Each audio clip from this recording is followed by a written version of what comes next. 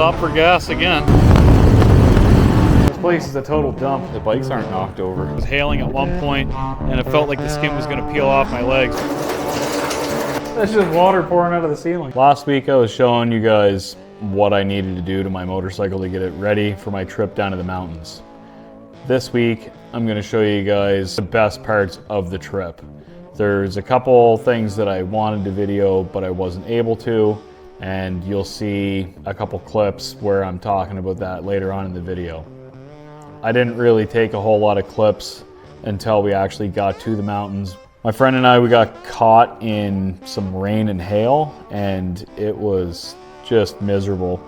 So this next part of the video here, we actually stopped at this gas station in Nordegg, and it's known for its cafe. They've got long lines and $20 sandwiches along with $2 a liter prices for fuel. So we stopped, we put on our rain gear, and we just kept going. Right here, we're just kind of riding along into the beginning of the Banff National Park itself. This was after the major rainfall and hailstorm that we rode into. It's looking pretty clear where we're at, but off to the left there you can see some pretty gnarly looking storm clouds. I'm wearing my really cool looking electric yellow rain jacket, and I look like a 60-year-old man. But that's all in the name of safety and staying dry. There's nothing that makes me feel smaller than driving through a bunch of mountains. You can see there I've got my Harley branded water cup. And I've got my GPS on the go, making sure that I'm not getting lost because I've got no sense of direction at all. You can see behind me there, my friend, he's riding, and you can see the really crappy looking storm clouds behind us.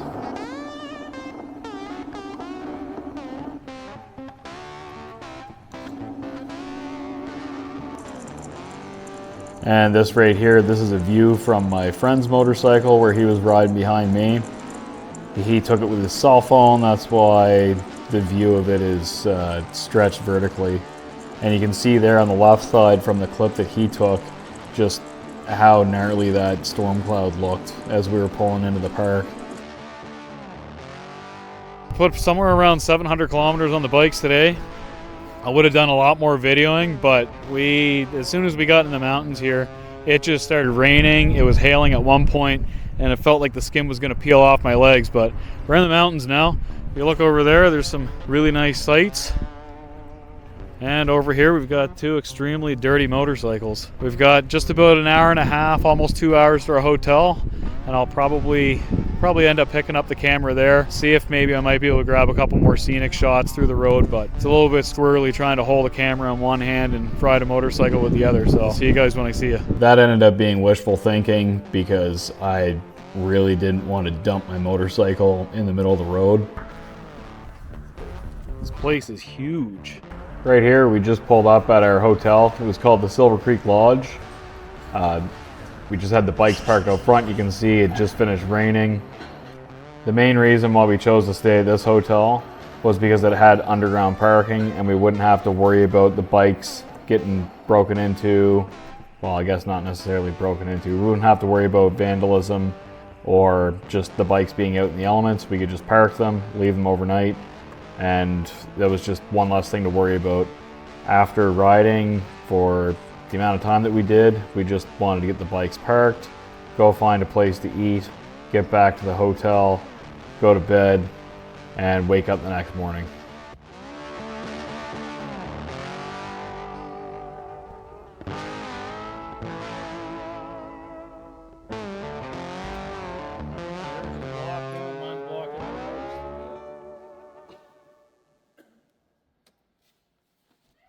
We made it to our hotel. We rode a total of 881 kilometers today.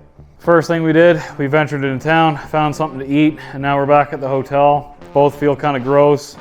My buddy was about to take a shower, and he realized that his shower's missing the shower head, so we'll go have a look at that. Hey, you'd think for $500 a night, that's just water pouring out of the ceiling. That's terrible. This is a really nice hotel, though. Got ice cream in the fridge. Oh, do we got spoons?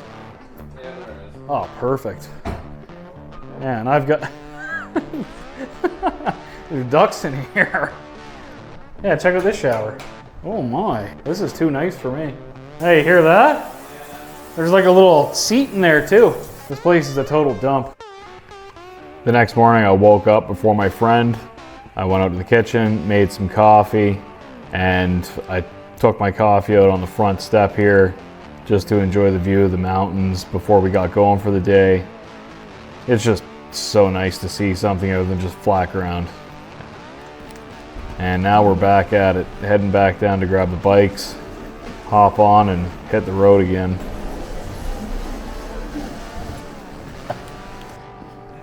Hey, look at that. The bikes aren't knocked over. Well, it's nice the bikes didn't get knocked over last night. Still here, no one stole anything. You get her packed up and hit the road.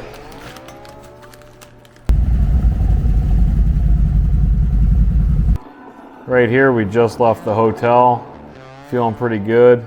Our first stop was actually 20 minutes from the hotel, so it was just like a nice little way to kind of break ourselves in for the ride that was gonna be on for the day. It was a beautiful morning, not a cloud in the sky, completely different from the day before. We were just kind of having a little bit of fun going back and forth on the highway here. There wasn't really any traffic. Got to see a couple of the wildlife crossing bridges that they have in the national park. May or may not have cranked my hog going through a couple of them. Not in this clip. Not necessarily the safest thing to do, but this is exactly what these bikes were made for. We just pulled off on the side of the highway here at this abandoned gas station. Oh, there's some people beeping at us. Yeah, not really too sure what the story is on this, but there's a bunch of graffiti. We got the mountains in behind us there. Bikes are running good. Not gonna hang out here too long. Apparently the person that owns this doesn't really like people hanging around here, so back on the road. Not too far off from that abandoned gas station. We stopped for fuel on a reserve. Another opportunity to pay almost $2 a liter for fuel. This is incredible. I didn't do any videoing between that gas stop and our next stop here, but I'm explaining why we made that stop right now. We just pulled off the side of the old highway here.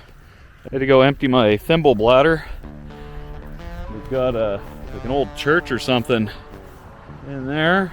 And then up here is probably one of the nicest views ever. There's a cool monument here that I'll show you.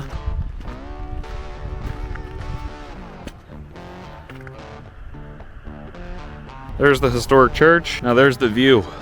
There's all kinds of cool stuff to go see if you're not on the main highway. This is one of them. Back on the road now. After that quick pee break there, we're back on the road and just waiting for the next gas stop. As you can see in this part here, we are far away from the mountains and there's really no longer anything interesting to look at aside from just straight roads and some gentle rolling hills, and that is it.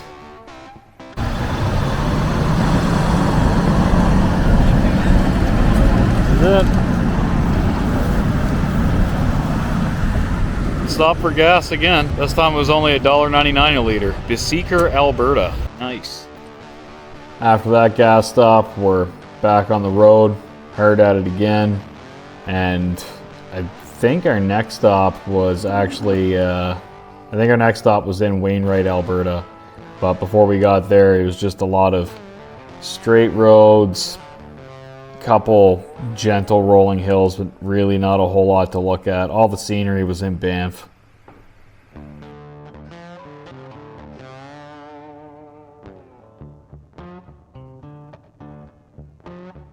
Now we're in beautiful Wainwright, Alberta. It'll be the last leg before we make it home.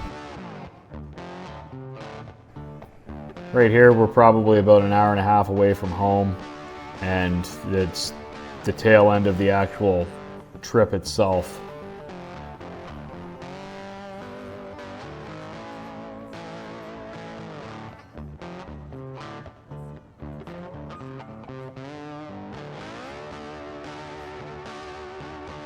I've decided that I need to do this way more often. Moving forward in the future, I'm going to do a better job of actually taking videos. I'm just afraid of mounting this camera on my handlebar and having it vibrate and fall apart, because it was actually kind of a decent camera to buy. I need to invest in some new equipment or just additional cameras, that way I can have some better angles. What I'd really like to have is something kind of like an Insta360, and then I can actually just mount the camera to the bike and just go. Anyway, if you guys have watched the end of the video, I really appreciate it. Next week, I'm going to be putting the bike back in Street Glide trim, so you'll want to hang around for that. And as always, thank you very much for watching. Take care, and I'll see you guys next week.